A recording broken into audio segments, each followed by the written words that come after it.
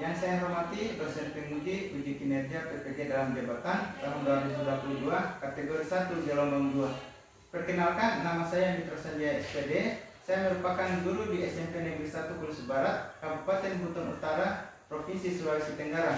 Sekaligus sebagai mahasiswa PPG dalam jabatan kategori 1 gelombang 2 Universitas Negeri Makassar tahun 2022.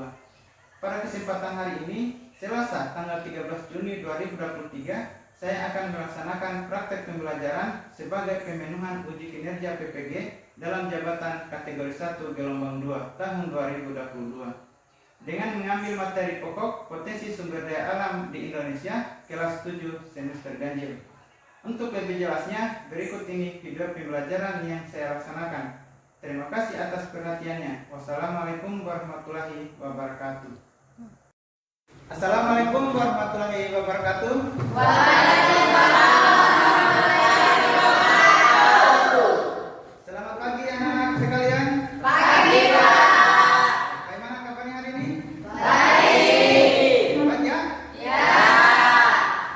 Ya, jadi sebelum kita memulai proses pembelajaran, alangkah lebih bagusnya kita berdoa dulu ya. Ya. Siapa yang memimpin doa? Ayo, silakan, penumpang.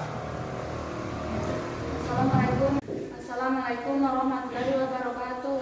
Waalaikumsalam warahmatullahi wabarakatuh. Teman-teman, sebelum kita memulai pelajaran ini, marilah kita membaca doa bersama-sama. Doa dimulai. A'udzu billahi minasyaitonir rajim. Bismillahirrahmanirrahim. Rabbi zidni ilman warzuqni fahman, amin ya rabbal alamin. Surahallahul azim. Ya. Doa selesai. Ya, terima kasih Bapak Julianti. Kemudian selanjutnya saya cek kehadiran dulu ya. Ya. Oke, Oli, Hadir. Bapak Julianti, Hadir, Pak. Ilyas, Hadir.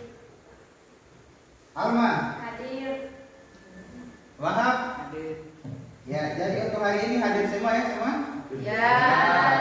Alhamdulillah. Ya, baik. Sebelum kita lanjut materi berikutnya, saya ingin bertanya dulu kepada kalian. Kira-kira materi yang kita pelajari minggu lalu tentang apa saja? Letak geografis dan letak astronomis Indonesia. Ya, coba Oli, masih bisa jelaskan tentang astronomi Indonesia? Bisa. Coba. Indonesia terletak astronomis Indonesia 6 derajat lintang utara sampai 11 derajat lintang selatan dan 95 derajat bujur timur sampai 141 derajat bujur timur. Ya, baik. Kemudian masih ada yang ingat tentang letak geografis Indonesia? Masih ada yang ingat? Coba apa? Ya, letak geografis Indonesia terletak di antara benua Asia dan benua Australia serta terletak di antara Samudra Hindia dan Samudra Pasifik. Ya, baik. Ya, kemudian sebelum kita lanjut lagi, kita akan adakan ice breaking ya. Ya. Ya, jadi nama ice breakingnya itu tepuk semangat ya. Ya. Oke. Jadi saya kasih tutorial dulu ya. Oke. Jadi yang pertama itu tepuk semangat. Jadi kapan saya bilang tepuk 1? Yes. Tepuk 2? Oke. Tepuk 3? Semangat. Tepuk 4? Konsentrasi. Tepuk 5? Siap belajar. Oke. Bisa ya? Laki-lakinya bisa ya? Bisa. Oke. Ya, kita ulangi. Kemudian saya akan acak nomornya. Toh? Ya. Misalnya tepuk 3. Toh? Semangat. Kemudian tepuk 5. Siap belajar. Oke. Bisa ya? Ya. Oke. Kita mulai. 1, 2, 3. Tepuk 1. Itu belum konsentrasi. Kita ulang ya. Ya. Tepuk 1. Yes, 1 kali. Ya. Tepuk 2. Oke. Tepuk 3. Semangat. Tepuk 4. Konsentrasi. Tepuk 5. Siap belajar. Oke, ya. Kita mulai ya. 1, 2, 3. Tepuk 1.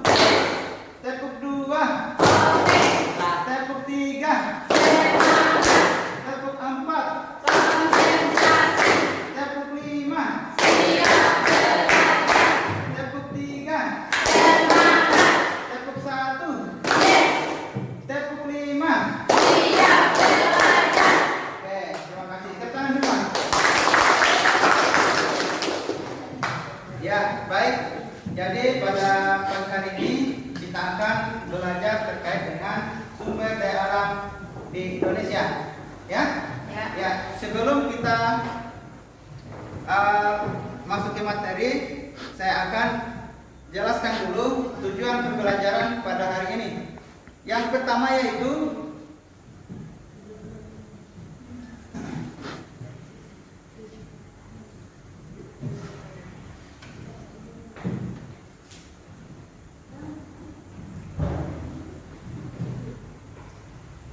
ya, baik, sebelum kita lanjut ke materi, saya akan jelaskan dulu tujuan pembelajaran pada hari ini.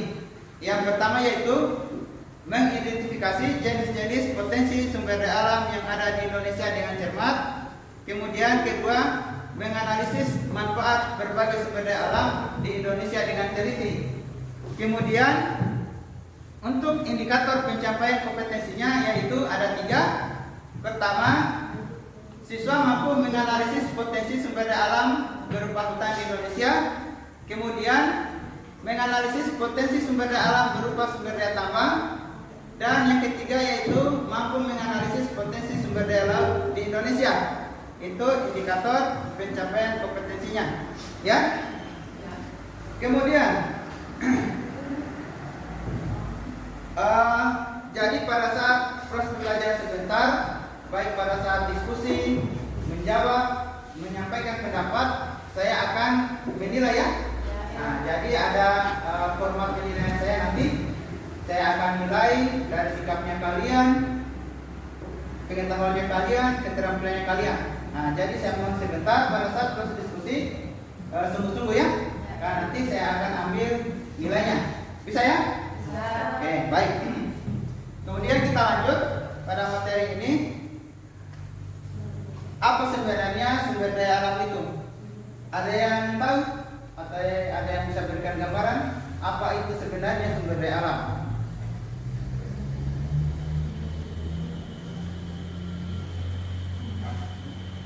Ya, baik, saya lanjut ya. Jadi sumber daya alam itu adalah segala sesuatu yang disediakan oleh alam yang dimanfaatkan untuk memenuhi kebutuhan hidup manusia. Nah, itu yang dinamakan sebagai sumber daya alam, ya. Jadi segala sesuatu yang ada di alam ini atau yang ada di bumi ini yang digunakan untuk memenuhi kebutuhan hidup manusia itu dinamakan sumber daya alam. Kemudian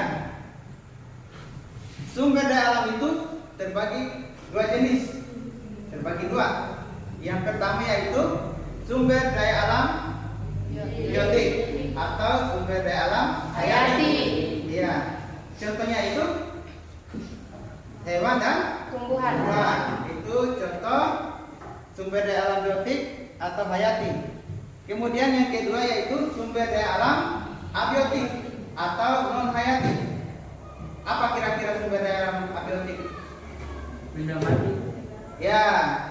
Jadi sumber daya alam abiotik itu adalah benda mati ya, benda tak hidup.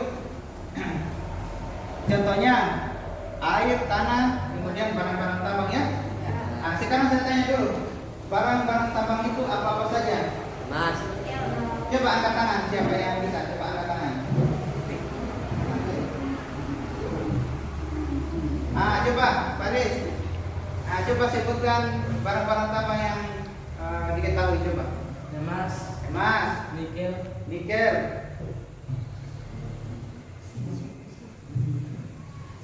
Ada yang ditambahkan selain emas dan nikel coba? Batu bara, oke. Masih banyak. Ada lagi yang lain coba? Ada lagi selain emas, nikel, batu bara?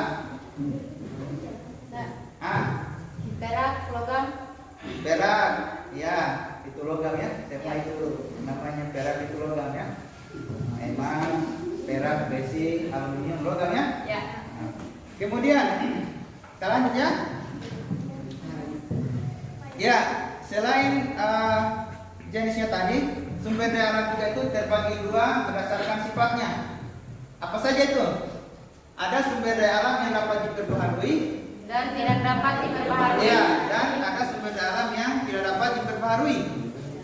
Sumber daya alam yang dapat diperbaharui itu adalah sumber daya alam yang ya, dia sumber daya alam yang tidak akan habis walaupun digunakan secara terus-menerus, karena dia akan tumbuh kembali atau bisa ya daur ulang kembali. Contohnya itu hewan dan tumbuhan, ya. Oke. Kemudian yang kedua adalah sumber daya alam yang tidak dapat diperbarui. Apa dia kira-kira contohnya? Sumber daya alam yang tidak dapat diperbarui. Batu bara, minyak bumi, emas, perak.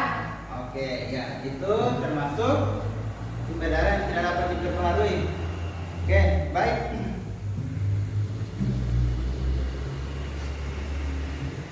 Selanjutnya, apa saja sebenarnya potensi sumber daya alam yang ada di Indonesia ini? Ada yang tahu? Tidak? Oke, baik, kita lanjut ya. Jadi potensi-potensi sumber daya alam di Indonesia itu yang pertama sumber daya alam hutan, ya. Nah, jadi sumber daya alam hutan ini bahwa Indonesia itu memiliki hutan yang sangat luas dan berbagai jenis hutan, banyak ya. Nah, itu yang menyebabkan Indonesia ini disebut sebagai paru-paru dunia. Karena kenapa? Di Indonesia itu masih banyak hutan-hutan yang menyimpan oksigen, ya. Nah, jadi ini sumber daya hutan. Indonesia itu memiliki hutan yang sangat luas. Kemudian, apa saja sebenarnya manfaat dan fungsi hutan tersebut? Nah, jadi yang pertama yaitu sebagai tempat penyimpanan cadangan air. Bagaimana prosesnya itu sebagai penyimpanan cadangan air? Ada yang bisa jelaskan? Coba. Bisa? Tidak ada. Nah, jadi maksudnya sebagai penyimpanan cadangan air itu di hutan itu kan dia menyerap air ya. Nah, jadi air hujan turun. Nah, kemudian jatuh di pepohonan, dia diserap oleh akar-akar tumbuhan. Nah, jadi disitulah sebagai proses penyimpanan cadangan air dia. Coba kalau tidak ada hutan, kalau hujan langsung ke mana? Kira-kira? Langsung ke kali toh? Atau langsung ke laut? Nah, jadi dengan adanya hutan,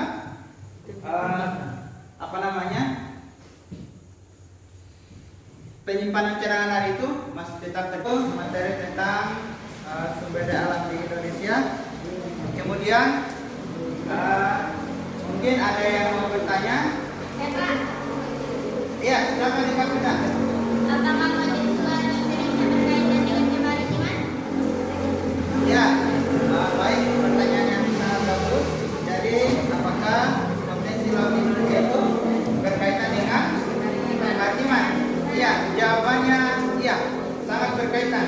Kenapa demikian? Karena yang disebut sebagai maritim atau kemaritiman itu adalah berhubungan dengan yang namanya kelautan. Nah, jadi perlu diketahui Indonesia itu masuk atau disebut sebagai negara maritim, ya, negara maritim di dunia. Karena kenapa? Karena dia itu pertama tadi alasannya memiliki laut yang sangat luas, ya.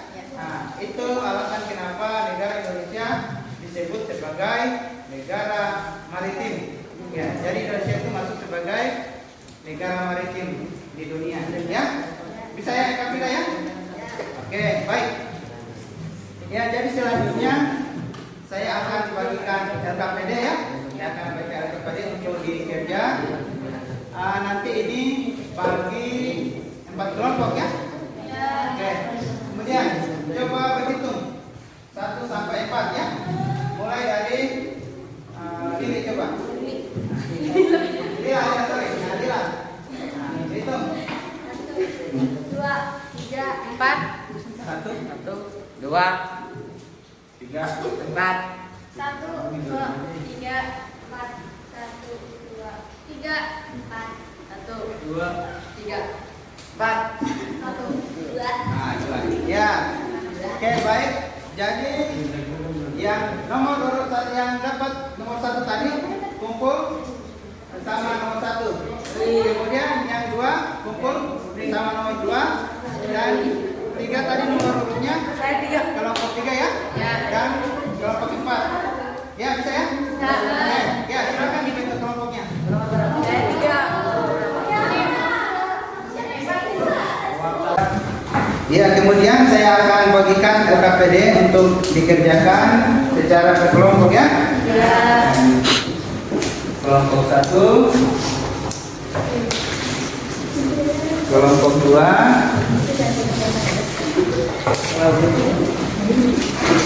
ini kelompok 4. kelompok 4, kelompok 3. Baik.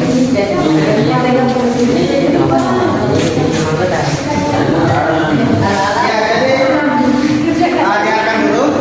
Jadi LKPD-nya dibaca yang pertama ya. Yang pertama dibaca petunjuk soalnya, ya. Dibaca petunjuk LKPD-nya, kemudian didiskusikan secara bersama-sama. Ya, bisa ya? Ya. Nah, tidak ada yang bertanya lagi? Oke, baik. Silakan dikerja. Yang bagian pertama itu adalah soal mencocokkan atau menjodohkannya. Nah, jadi dibaca soalnya, kemudian jawabannya tinggal ditarik dari lurus. Ya, dicocokkan, tarik dari lurus. Cari yang mana pasangannya. Bisa ya? Kemudian yang bagian soal esai, coba lihat soal esai. Ya, soal esai itu ada tiga nomor kalau tidak salah. Itu nanti dianalisis ya secara berkelompok. Sebentar kita akan diskusikan secara bersama-sama. Bisa ya? Ya, silakan dikerja. Ya, silakan. Jadi terus dulu namanya.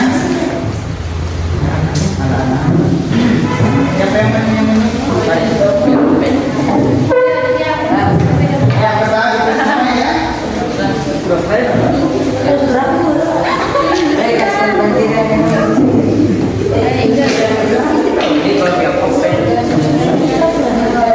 Kalau ada yang tidak dimengerti ditanyakan ya.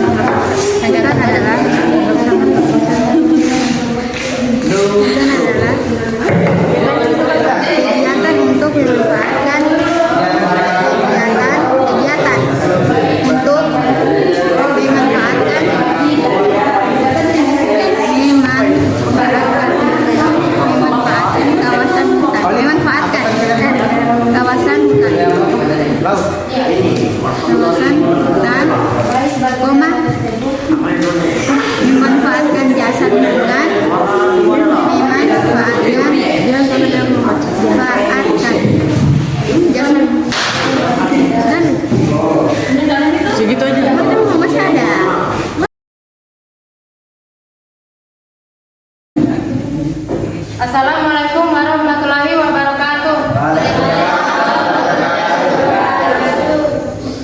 Inilah hasil diskusi kami dari kelompok 4. Yang pertama, segala sesuatu yang disediakan oleh alam untuk memenuhi kebutuhan hidup manusia, yaitu sumber daya alam. Yang kedua, sumber daya alam berdasarkan jenisnya terbagi dua, yaitu abiotik dan biotik. Yang ketiga, sumber daya alam berdasarkan sifatnya terbagi dua, yaitu dapat diperbaharui dan tidak dapat diperbaharui. Yang keempat, sumber daya alam yang tidak dapat diperbaharui yaitu sumber daya alam yang dapat diperbaharui yaitu hewan dan tumbuhan. Yang kelima, kegiatan nelayan dari negara lain yang mencuri ikan di perairan Indonesia yaitu illegal fishing. Yang keenam, sumber daya alam yang dapat diperbaharui dalam bahasa Inggris yaitu renewable resource. Yang ketujuh, hutan khas tropika yang terdapat pada pantai yang tenang, berlumpur dan sedikit berpasir yaitu mangrove. Yang kedelapan, sumber daya alam yang tidak dapat diperbaharui yaitu minyak bumi, emas, batu bara, dan tembaga. Yang kesembilan, fungsi terumbu karang yaitu tempat perkembangbiakan organisme laut. Yang ke-10, menghasilkan oksigen, menghasilkan kayu, penyimpanan air tanah yaitu manfaat tanah.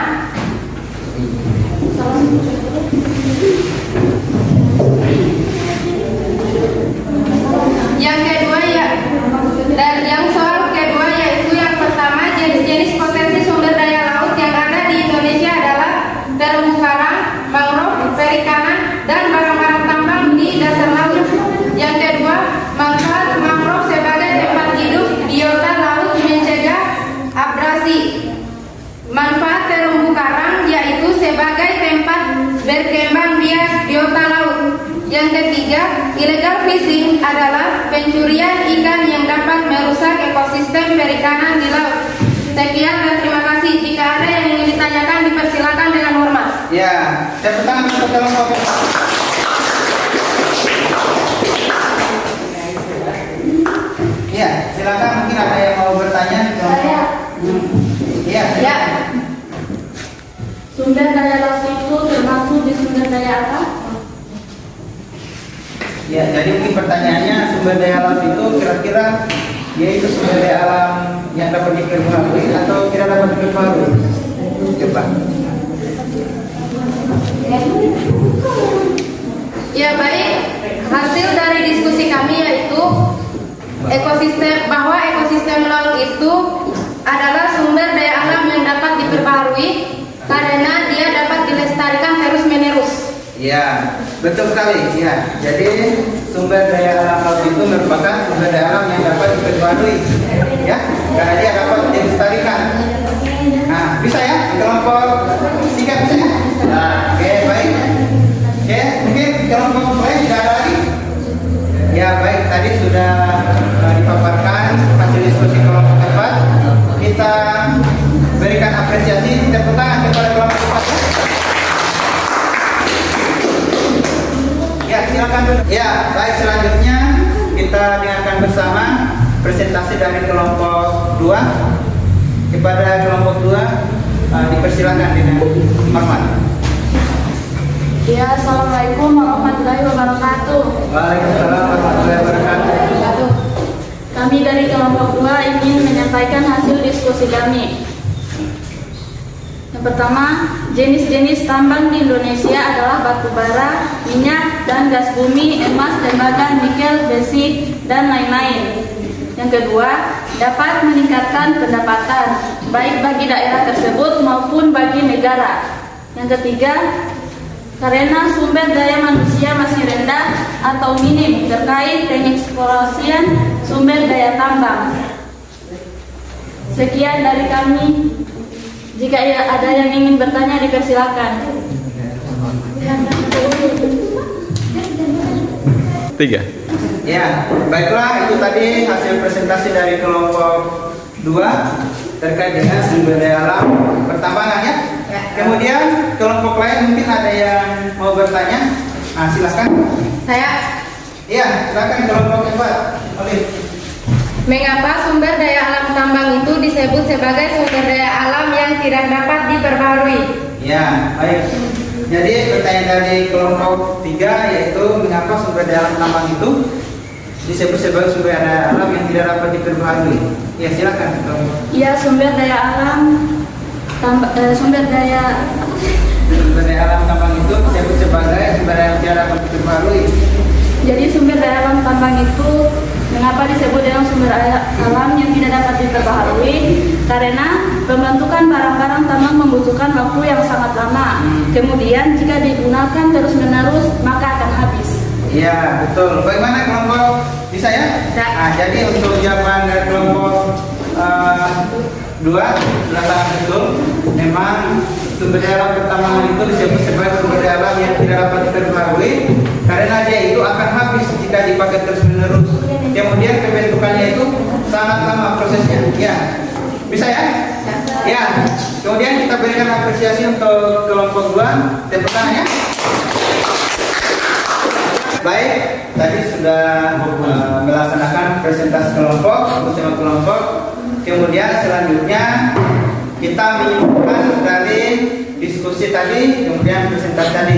Mungkin ada yang bisa menyimpulkan, satu orang siswa? Ada? Saya, Oh ya, silakan Oleh. Assalamualaikum warahmatullahi wabarakatuh. Jadi kesimpulan dari hasil diskusi kita hari ini adalah yang pertama, sumber daya alam itu sumber daya alam berdasarkan sifatnya terbagi menjadi 2 jenis, yaitu sumber daya alam yang dapat diperbaharui dan tidak dapat diperbaharui. Kedua, menurut jenisnya biotik dan abiotik. Yang ketiga, contoh sumber daya alam yang tidak dapat diperbaharui yaitu barang-barang tambang, misalnya besi, emas, minyak bumi, dan lain-lain. Contoh sumber daya alam yang dapat diperbaharui yaitu hewan dan tumbuhan. Sumber daya alam sangat dibutuhkan oleh manusia untuk melanjutkan atau memenuhi kebutuhan hidupnya. Sekian dan terima kasih. Wassalamualaikum warahmatullahi wabarakatuh. Ya, jadi tadi sudah dibacakan kesimpulan dari proses pembelajaran kita pada hari ini ya. Baik. Kemudian selanjutnya nanti saya akan kirimkan link ya, link kuisis, aplikasi kuisis di grup WA ya. Nah, nanti di rumah dikerjakan ya. Oke, bisa ya? Bisa. Kemudian sebelum kita akhiri pembelajaran pada hari ini, saya persilakan dulu kepada satu orang yang melakukan refleksi pembelajaran pada hari ini. Mungkin satu orang bisa angkat tangan? Saya. Ya, silakan Pak Julianti. Ya, Assalamualaikum warahmatullahi wabarakatuh. Waalaikumsalam warahmatullahi wabarakatuh. Dalam pelajaran kali ini, sejauh ini menurut saya sangat menyenangkan, bagus, jelas, dan serta kita bisa dapat memahami dan mengenal lebih jauh tentang sumber daya alam. Ya, Sekian baik. dari saya. Wassalamualaikum warahmatullahi wabarakatuh. Waalaikumsalam warahmatullahi wabarakatuh. Ya, baik. Terima kasih Bapak yang sudah berefleksi kegiatan pada hari ini. Jadi intinya, alhamdulillah berjalan dengan lancar ya, yang baik. Namun tentunya kita sebagai manusia biasa pasti ada kesalahan-kesalahan ya. Nanti kita berbaik lagi untuk kedepannya ya. Oke, baik. Terima kasih. Kemudian jangan lupa selanjutnya kita akan mempelajari materi selanjutnya ya, yaitu terkait dengan letak dan luas negara Indonesia ya. Nanti dipelajari di rumah ya. Oke. Jadi terima kasih banyak saya ucapkan kepada siswa-siswa kalian yang sudah mengikuti proses pembelajaran pada hari ini ya. Semoga ilmu yang kita pelajari pada hari ini bisa diterapkan di kehidupan sehari-hari ya. Kemudian bisa membawa dampak positif bagi anak-anak sekalian. Bisa ya? Ya, baik, sebelum kita akhiri, kita tutup, saya persilakan lagi kepada peserta didik untuk membaca doa ya. Siapa yang menutup? Jadi yang menutup kita persilakan kepada Bapak Julian ya, karena tadi yang membuka, jadi Bapak juga yang menutup ya. Silakan Bapak. Ya, Assalamualaikum warahmatullahi wabarakatuh. Waalaikumsalam warahmatullahi wabarakatuh. Teman-teman, sebelum kita mengakhiri pelajaran kali ini, marilah kita berdoa bersama-sama. Doa dimulai.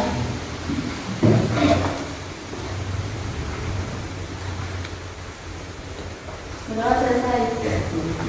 Ya, baiklah. Jadi alhamdulillah kegiatan pembelajaran kita pada hari ini berjalan dengan lancar. Dan akhirnya kita akhiri perjumpaan kita pada siang hari ini.